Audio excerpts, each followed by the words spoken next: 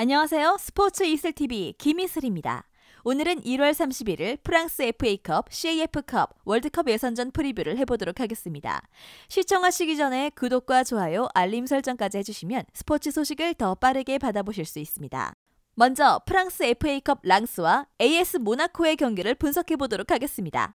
호시탐탐 유럽 대항전 진출을 노리는 중인데요. 5위까지 승점이 1점 차라 불가능한 목표는 아닙니다. 리그 6경기 연속 무승을 끊어내고 연승까지 달렸지만 마르세유에게 기세가 꺾인 상황인데 마르세유야 최상위권 팀이니 그렇다 치고 이 경기를 이겨서 다시 기세를 회복하는 것이 중요합니다. 근소한 열세로 평가받지만 가능성은 제법 있습니다. 윗선의 집중력이 장기입니다. 공격을 유효 슈팅으로 만들어내는 비율이 높은데요. 홈에서 득점을 기록하지 못한 적도 있지만 자신들보다 상위 순위 팀이라 참작의 여지는 있습니다. 한 명의 에이스에게 의존하는 것이 아니라 많은 선수들이 고루 득점하는 편이죠. 팀 내 득점 1위가 포파나라는 것이 이를 방증합니다. 그렇다고 공격 자원들이 부진한 것도 아닌데요. 세이드, 칼리 무엔도 같은 공격 자원들도 언제든 득점에 성공할 수 있습니다.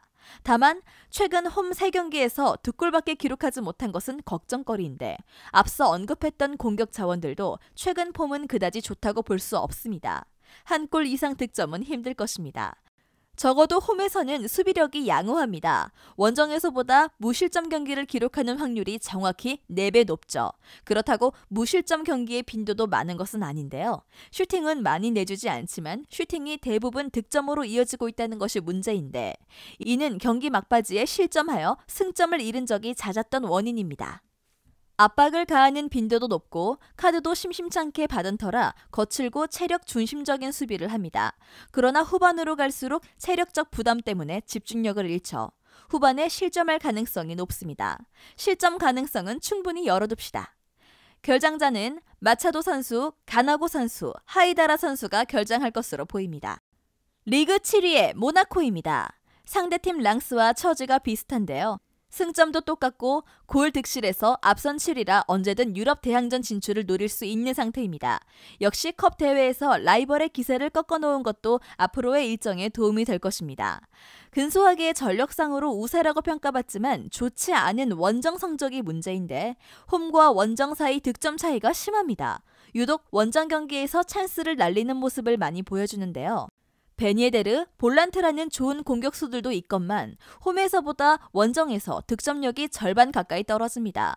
몽펠리에를 상대로 최근 2골을 득점하기는 했으나 수비적 약점이 뚜렷했던 상대라는 점에서 많은 신뢰를 할 수 있는 지표는 아닙니다. 최근 원정 5경기에서 3골밖에 넣지 못한 터라 이번에도 다득점을 노리기에는 무리일 듯하고요. 모나코의 수비 방식은 강력한 압박으로 슈팅을 원전 차단하는 것입니다. 압박 성공 확률도 33.4%로 리그 1위인데요. 선수단 연령이 젊은 편이라 체력적인 면을 적극적으로 사용하고 있습니다. 코바츠 감독이 경질된 후 리그에서 3경기를 치렀는데 무실점 경기를 2번이나 하는 등 수비적으로 괜찮은 모습을 보였습니다. 다만 닭공팀이나 자신들보다 높은 순위에 있는 팀들을 상대로는 매우 힘겨워하며 매 경기 멀티골을 실점하는 모습을 보였습니다. 랑스의 공격력이 무디기는 하지만 모나코의 수비력도 크게 인상적이진 않죠. 실점 가능성은 충분합니다. 결장자 선수는 골로빈 선수, 바디아실 선수, 파브레가스 선수, 시디베 선수, 디아타 선수, 보아두 선수가 결장할 것으로 보입니다. 무승부가 유력합니다. 모나코는 원정에서 거의 절반의 힘을 잃는데요. 그러나 랑스의 후반 집중력 부재로 인한 실점 가능성은 충분히 열려 있습니다. 두 팀에게 득점 가능성이 제법 있는 만큼 2.5 오버가 주력입니다. 그러나 승패 예측은 추천하고 싶지 않은 선택인데요. 전력과 순위가 비등비등하고 약점도 뚜렷한지라 무승부가 가장 가능성 높습니다. 2.5 오버를 주 픽으로 삼고 무승부, 랑스, 플러스 1 핸디캡 승리로 고배당을 노리는 것이 좋을 듯합니다. 다음은 세네갈과 적도기니의 경기를 분석해보도록 하겠습니다. 먼저 피파 랭킹 20위의 세네갈입니다. 이기기는 했는데 경기력이 영 올라오지 않고 있죠. 역시 득점력이 생각만큼 올라와주지를 못하는 모습인데요. 카보베르데의 수적 열세가 아니었다면 굉장히 고전할 가능성이 높았습니다. 적도기니를 상대로 승리 가능성은 높지만 16강 경기력을 생각해보면 좋은 경기력을 보여주지는 못할 것이고요. 빈공은 여전한 문제입니다. 전반 20분 만에 상대의 퇴장이 있었음에도 골문을 제대로 공략하지 못했습니다.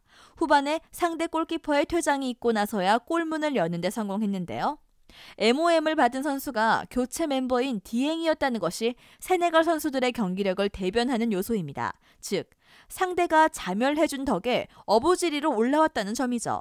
마네가 교체되고 스코어도 앞서는 데다 수적으로 우위라 안정적인 경기를 펼치는 것은 좋았지만 수적 우세가 없으면 필드골을 넣지 못한다는 사실은 변함이 없습니다. 다득점은 어렵다고 봐야겠습니다. 수비진은 단단한 모습을 보여주고 있는 상태인데요. 중원에서 점유율을 높게 가져가며 수비할 상황을 원천봉쇄하는 방식을 사용하고 있습니다.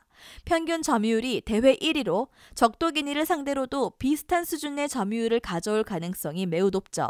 상대보다 체력적으로 우위라 수비적으로 위기에 처할 만한 상황은 적습니다. 무실점 경기가 유력해 보입니다. 결장자 없습니다. 다음은 피파 랭킹 114위 적도기니입니다. 조별리그에서부터 이변을 쓰더니 세네갈과의 일전을 앞뒀습니다. 비록 몸값만 5배 차이가 날 만큼 전력 차이는 심하지만 그동안 보여주었던 수비력을 무기로 세네갈을 상대할 것입니다. 16강전과 같은 기조를 보일 가능성이 큰데요. 수비가 장점입니다. 내려앉는 기조의 팀이며 이 수비벽은 알제리도 뚫는 데 실패했습니다. 4경기에서 고작 1실점만을 기록했을 뿐이죠. 세네갈은 약팀을 상대로 번번이 득점에 애를 먹는 모습을 보여주었는데요. 역습이 강점인 세네갈이 공간을 내주지 않으면 자신들의 장점을 살릴 수 없었던 것입니다. 8강에서도 같은 기조를 보이면 세네갈이 힘들어할 가능성이 크죠. 실점은 최대한 억제 가능합니다. 승부차기까지 갔었기 때문에 체력적으로 불리하다는 것은 아쉬운 대목인데요. 또 적도기니도 득점과는 관련이 많이 없기도 합니다. 오픈플레이에서 득점한 골이 없고 롱볼과 세트피스라는 확률에 의존한 공격에서만 득점이 나왔죠. 오비앙, 가넨만이 득점을 올렸고 공격진에서는 부진이 이어지는 중입니다. 16강전에서 최전방 공격수가 기록한 슈팅이 고작 1개였습니다. 역시 다득점은 기대하기 어렵습니다. 결장자 없습니다. 세네갈이 승리할 것입니다. 하지만 경기는 주도할 테지만 늘 내려서는 상대에게는 힘들어했습니다. 세네갈이 다득점에는 실패할 가능성이 높은데요.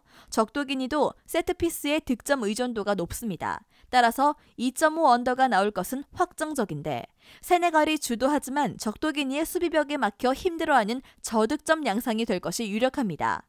2.5 언더, 세네갈 승리가 유력한 픽입니다. 다음은 이집트와 모로코의 경기를 분석해 보도록 하겠습니다. 먼저 피파 랭킹 45위의 이집트입니다. 8강 최고의 빅매치를 앞두었습니다. 조별, 나이지리아, 코트디부아르, 모로코라는 강팀 도장 깨기를 하는 중이죠. 그러나 에이스의 고립 시 공격 전개 문제가 있고 16강 혈투로 인해 체력적으로 열세에 놓여 있습니다. 모로코를 상대로는 열세입니다. 에이스는 확실합니다. 물론 그 주인공은 살라인데요. 그러나 살라도 인간이죠. 역시 혼자서는 한계가 있다는 것을 여실히 보여주었습니다. 살라의 개인 기량에 의존하는 바가 큰데요. 압박을 가해 살라에게 공이 가는 것을 차단하면 공격 루트가 완전히 사라짐을 보여주었습니다.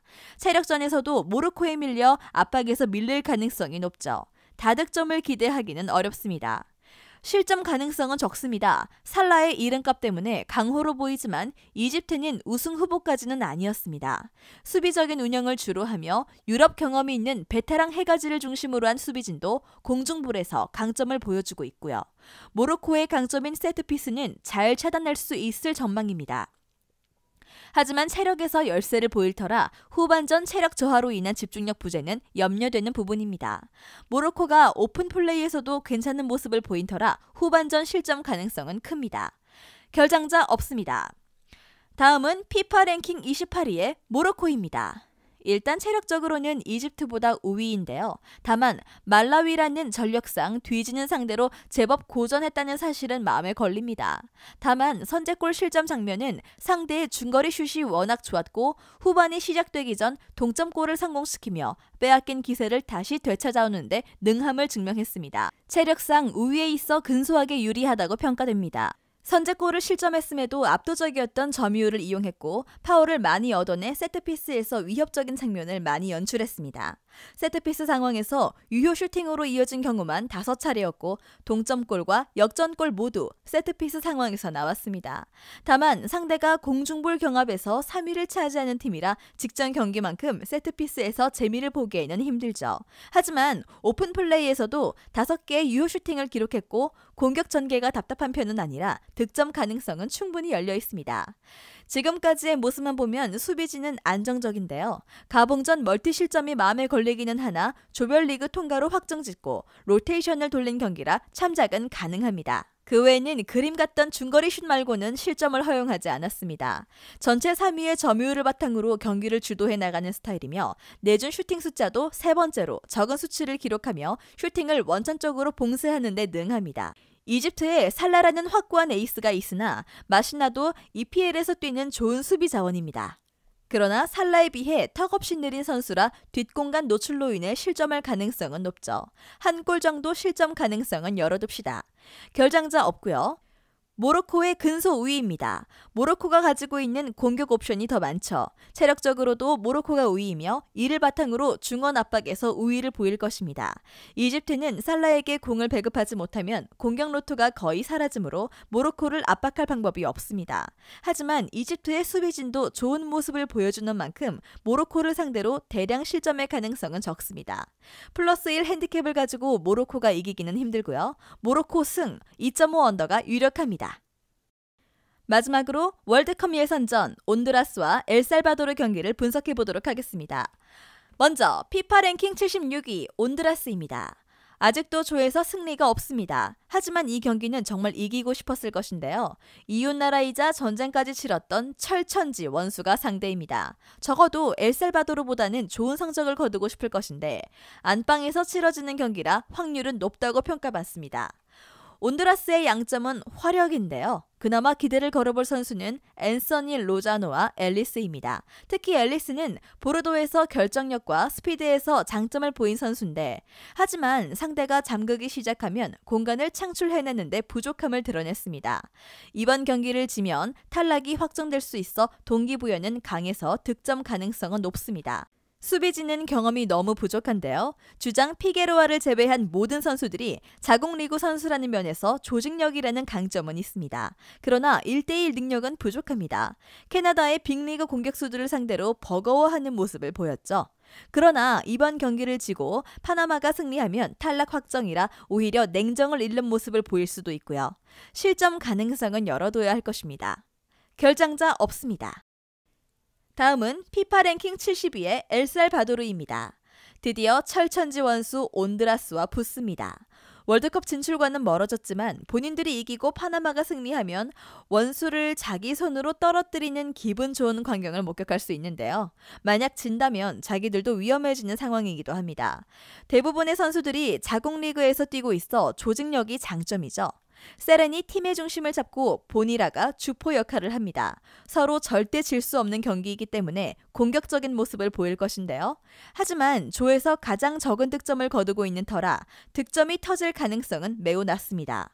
9경기 4득점으로 결정력에서 매우 부족한 모습인데 동기부여를 높게 쳐줘 득점에 성공한다고 해도 한 골 이상은 쉽지 않습니다. 경험에서는 열세입니다.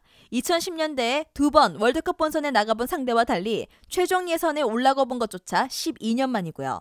원정 경기에 대한 노하우가 부족하여 원정에서 모두 패배하고 말았습니다. 하지만 이번 원정은 이웃 국가라 거리도 짧고 국가적으로 정말 사이가 좋지 않아 수비진의 동기부여도 충만합니다. 그러나 전력에서 한 수 아래이기는 하기 때문에 실점 가능성은 높습니다. 결장자 없습니다. 온두라스의 우세를 점칩니다. 홈 2점도 있고 지면 공식적으로 탈락할 수 있다는 것이 조금 더 강한 동기부여인데요. 서로 원수지간인 나라 간의 대결이라 난투극으로 인한 퇴장 같은 변수가 많습니다. 온두라스가 괜히 경기를 터뜨릴 수 있습니다.